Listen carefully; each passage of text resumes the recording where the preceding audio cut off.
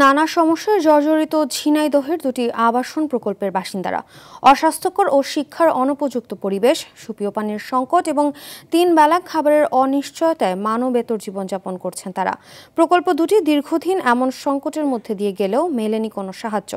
সরেজমিনে পরিদর্শন করে দ্রুত ব্যবস্থা নেওয়া হবে বলে জানিয়েছে উপজেলা প্রশাসন। ঝিনাইদহ থেকে শিপুল জামানের পাঠানো তথ্যচিত্রে আরও জানাচ্ছেন আব্দুল হামিদ। 2 যুগেরও বেশি সময় ধরে ঝিনাইদহের কালীগঞ্জ উপজেলার 12 বাজারের 12 আউলিয়ায় সরকারি খাস জমিতে ঝুপড়ি ঘর তুলে বসবাস করে আসছিলেন ভূমিহীনরা। গত বছর সরকারি প্রকল্পের আওতায় বেদে সম্প্রদায় সহ 80টি পরিবারকে পাকা ঘর দেওয়া হয়। তবে কর্মসংস্থানের ব্যবস্থা না থাকায় 3 বেলা খাবার জোগাতেই হিমশিম খাচ্ছেন এখানকার বাসিন্দারা।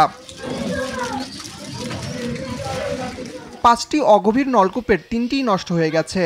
অপরিচ্ছন্ন পরিবেশে প্রতিনিয়ত অনেকেই অসুস্থ হয়ে পড়ছেন। দিন যাচ্ছে খুব কষ্ট হয়, কারেন্ট বিল বেশি, কেউ কোনো সহায়তা করে না, কোনো কাঠমাট চাইল মাইল তেল মেল আমরা পাইনি। এখানে সরকারি এখানে ঘর করে দিয়েছে, তেমন করে কিছু পাইনি, কোনো অনুদান পাইনি, তার জন্য মেলা কষ্ট আছি আমরা।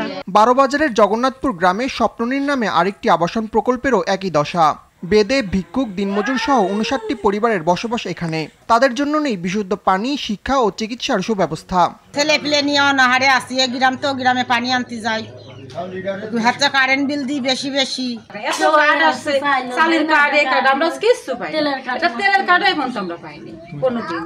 কোনোদিন আমরা এসব পাইনি জীবনে। আমার পানির জ্বালায় কি কষ্ট, পানি ওই মাথাতে পানি নিয়ে আসতে হয়। নানা সমস্যায় ভুগতে থাকা দুটি আবাসন পরিদর্শন করে প্রয়োজনীয় ব্যবস্থা নেওয়ার কথা জানান উপজেলা নির্বাহী কর্মকর্তা।